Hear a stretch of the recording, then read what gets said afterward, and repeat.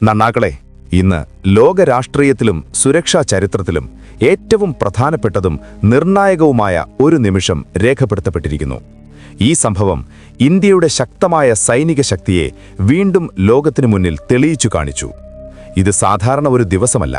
പ്രത്യേകിച്ച് ഏഷ്യൻ ഭൂഖണ്ഡത്തിലെ യുദ്ധതന്ത്രവും രാഷ്ട്രീയ ചിത്രവും പൂർണ്ണമായും മാറ്റിമറിച്ച ഒരു ചരിത്രപരമായ നിമിഷമാണ്.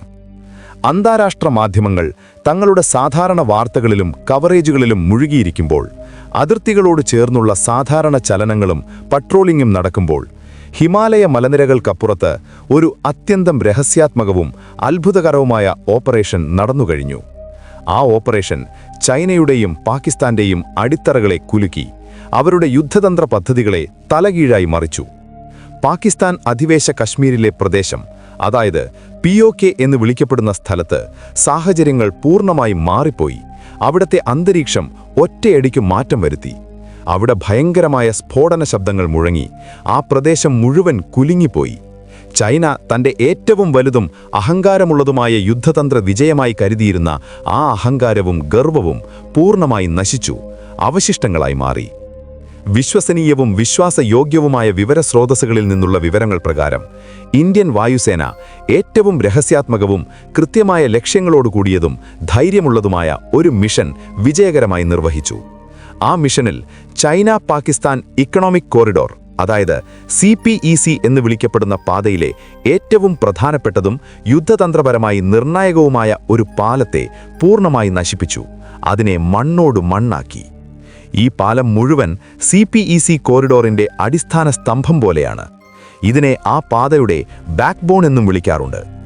ഈ പാലത്തിലൂടെയാണ് ചൈന പാകിസ്ഥാൻ വഴി തന്റെ സാധനങ്ങളും സൈനിക ഉപകരണങ്ങളും അറബിക്കടലോളം എത്തിക്കണമെന്നും അതിലൂടെ തന്റെ സ്വാധീനം വിപുലീകരിക്കണമെന്നും ചൈന സ്വപ്നം കണ്ടത്. അതേസമയം ഇന്ത്യയെ വടക്കും പടിഞ്ഞാറും രണ്ട് ദിശകളിൽ നിന്നും യുദ്ധതന്ത്രപരവും സൈനികവുമായ സമ്മർദ്ദത്തിൽ വെച്ച് ദുർബലമാക്കണമെന്ന് ചൈന പദ്ധതിയിട്ടു. പക്ഷേ ഇന്ത്യ ആ സ്വപ്നത്തിന്റെ മുഴുവൻ അടിസ്ഥാനമായ ആ സ്തംഭത്തിനു മുകളിൽ തന്നെ കൃത്യമായ ആക്രമണം നടത്തി ആ പദ്ധതികളെ ചാരമാക്കി. ഇപ്പോൾ ഈ സംഭവം എങ്ങനെ നടന്നു, ഈ മിഷൻ എങ്ങനെ വിജയകരമായി നിർവഹിച്ചു എന്ന വിശദാംശങ്ങൾ കൂടുതൽ ആഴത്തിലും വ്യക്തമായും നോക്കാം. പക്ഷേ നന്നാക്കളെ, ഈ പൂർണ്ണ വിശദാംശങ്ങൾ അറിയുന്നതിനു മുൻപ് നിങ്ങളും ഇന്ത്യൻ സൈന്യത്തിന്റെ അത്ഭുതകരമായ ധൈര്യത്തിലും ഹീറോയിക് ത്യാഗങ്ങളിലും അഭിമാനം തോന്നുന്നുണ്ടോ? പുതിയ ഇന്ത്യ ആരുടെയും സമ്മർദ്ദത്തിന് തലകുനിയാതെ സ്വന്തം ശക്തിയോടും കഴിവോടും കൂടി സ്വതന്ത്രമായി തീരുമാനങ്ങളെടുത്ത് മുന്നോട്ടു പോകുന്നുവെന്ന് നിങ്ങൾ വിശ്വസിക്കുന്നുണ്ടോ? അത്തരം വികാരങ്ങളുള്ളവരെല്ലാം ഈ വീഡിയോയ്ക്ക് അവശ്യം ലൈക്ക് ചെയ്യുക. നമ്മുടെ ചാനലിന് സബ്സ്ക്രൈബ് ചെയ്ത് പിന്തുണ നൽകുക. കമന്റ് സെക്ഷനിൽ അഭിമാനത്തോടും ഉത്സാഹത്തോടും കൂടി ഭാരത് മാതാ കി ജയ് എന്നെഴുതുക.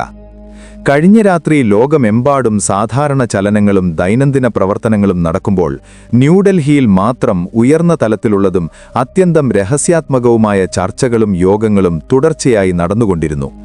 ദേശീയ സുരക്ഷാ ഉപദേഷ്ടാവ്, പ്രതിരോധ മന്ത്രാലയത്തിലെ ഉന്നത ഉദ്യോഗസ്ഥർ, വായുസേനയിലെ പ്രധാന ഉദ്യോഗസ്ഥർ എല്ലാവരും ആ യോഗങ്ങളിൽ പങ്കെടുത്ത് വിശദമായി ചർച്ച ചെയ്തു.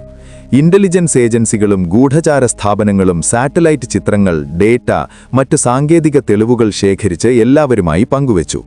ആ തെളിവുകളിൽ നിന്ന് വ്യക്തമായതെന്തെന്നാൽ ചൈന ഈ പാലത്തിലൂടെ POK ഈ പ്രദേശത്ത് വൻതോതിലുള്ള സൈനിക ഉപകരണങ്ങൾ, അത്യാധുനിക മിസൈൽ സംവിധാനങ്ങൾ, സൈനികരെ മാറ്റിസ്ഥാപിക്കുകയും ശക്തിപ്പെടുത്തുകയും ചെയ്യുന്നു.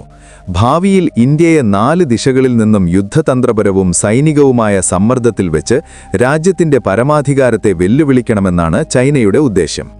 ഈ വിവരങ്ങളുടെയും തെളിവുകളുടെയും അടിസ്ഥാനത്തിൽ എല്ലാവരും ഒരേ തീരുമാനത്തിലെത്തി. ഇനി വെറും നിരീക്ഷണവും നോട്ടവും മാത്രം ചെയ്തുകൊണ്ടിരിക്കരുത്, നിർണായകവും കൃത്യമായ നടപടികൾ സ്വീകരിക്കണമെന്ന് എല്ലാവരും അംഗീകരിച്ചു. കുറച്ചു സമയത്തിനുള്ളിൽ അംബാല എയർബേസിൽ അസാധാരണവും തീവ്രവുമായ തയ്യാറെടുപ്പുകൾ ആരംഭിച്ചു. തിരഞ്ഞെടുക്കപ്പെട്ടതും ഏറ്റവും അനുഭവസമ്പത്തുമായ പൈലറ്റുമാരെ ഉടൻ വിളിച്ച് ബ്രീഫിംഗ് നൽകി. ഇത് സാധാരണ മിഷനല്ല, രാജ്യത്തിന്റെ പരമാധികാരം, സുരക്ഷ, ഭാവി സംരക്ഷണത്തിന് ബന്ധപ്പെട്ട ഏറ്റവും പ്രധാനപ്പെട്ട മിഷനാണെന്ന് വ്യക്തമാക്കി. ഈ മിഷന്റെ പ്രധാന ലക്ഷ്യം ഗിൽഗിറ്റ് ബാൾട്ടിസ്ഥാനിലെ ദുർഗമവും കഠിനവുമായ മലനിരകളിലുള്ള ആ വലിയ കോൺക്രീറ്റ് പാലമാണ്.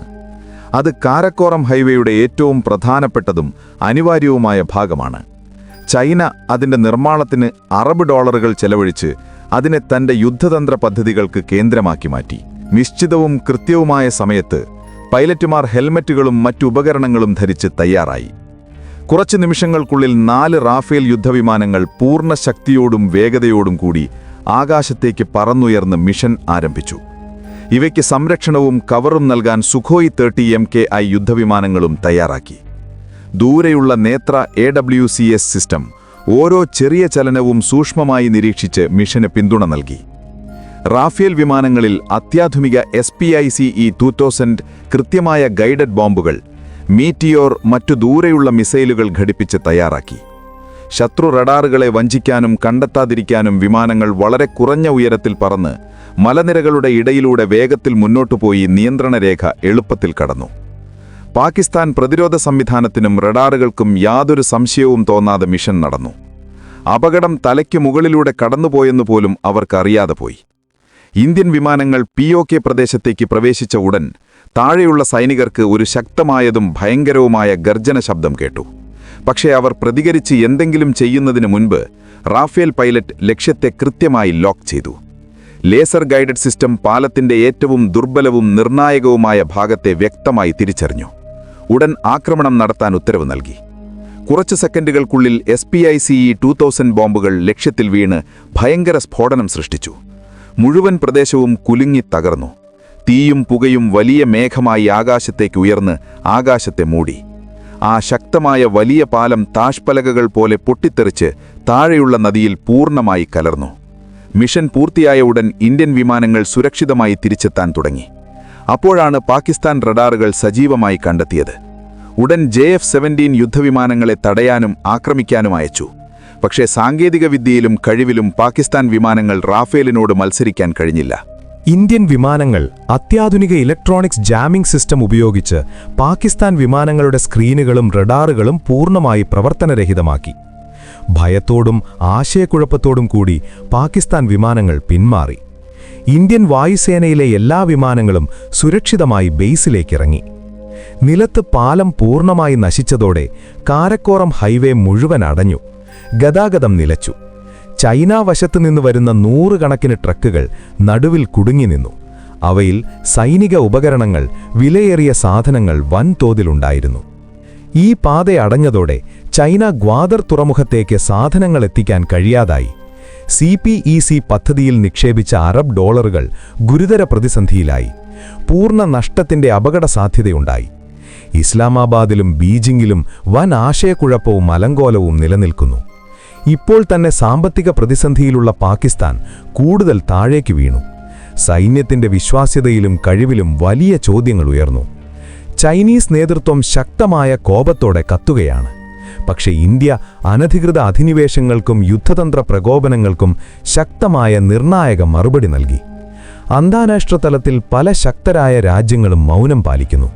ഇതിനെ ഇന്ത്യൻ വശത്തിന്റെ മൗന പിന്തുണയായി കാണുന്നു. POK ഇന്ത്യയുടെ അവിഭാജ്യ ഭാഗമാണെന്നും സുരക്ഷയ്ക്കായി ആവശ്യമായ നടപടികൾ സ്വീകരിക്കാനുള്ള അവകാശമുണ്ടെന്നും ലോകത്തിനറിയാം. ഈ ഓപ്പറേഷൻ POKയിലെ പ്രാദേശിക ജനങ്ങളിൽ പുതിയ പ്രതീക്ഷകളും ഉത്സാഹവും ജനിപ്പിച്ചു. ഇന്ത്യൻ വശത്തോട് പിന്തുണ പ്രകടിപ്പിക്കുന്ന ശബ്ദങ്ങൾ ശക്തമായി കേൾക്കുന്നു. ഇന്ത്യൻ സൈന്യവും വായുസേനയും ഈ മിഷനിലൂടെ വ്യക്തമായ സന്ദേശം നൽകി. ഇത് വെറും മുന്നറിയിപ്പ് മാത്രമല്ല, പുതിയ യുദ്ധതന്ത്രവും സൈനിക ഉത്തരവാദിത്വവും തുടക്കം. ഭാവിയിൽ ഇത്തരം ശ്രമങ്ങൾ നടന്നാൽ മറുപടി കൂടുതൽ തീവ്രവും ശക്തവുമായിരിക്കും. ഇന്ന് ഇന്ത്യ വെറും പ്രതികരിക്കുന്നവൻ മാത്രമല്ല, സാഹചര്യങ്ങളെ തനിക്ക് അനുകൂലമായി മാറ്റാൻ കഴിവുള്ള ശക്തമായ രാജ്യമായി നിൽക്കുന്നു. ഈ അഭിയാൻ ഇന്ത്യൻ വായുസേനയുടെ അജേയ ധൈര്യത്തിന്റെയും അത്യാധുനിക സാങ്കേതികവിദ്യയുടെയും ശക്തമായ രാഷ്ട്രീയ ദൃഢനിശ്ചയത്തിന്റെയും പ്രതീകമാണ്. ശാന്തിയെയും സഹനത്തെയും ദൗർബല്യമായി കരുതുന്ന ശക്തികൾക്ക് ശക്തമായ മുന്നറിയിപ്പ്. പുതിയ ഇന്ത്യ ശരിയായ സമയത്ത് ശരിയായ സ്ഥലത്ത് നിർണായകമായ അടി നൽകി തന്റെ സുരക്ഷ കാത്തുസൂക്ഷിക്കുന്നു. ജയ് ഹിന്ദ്, ജയ് ഭാരത്.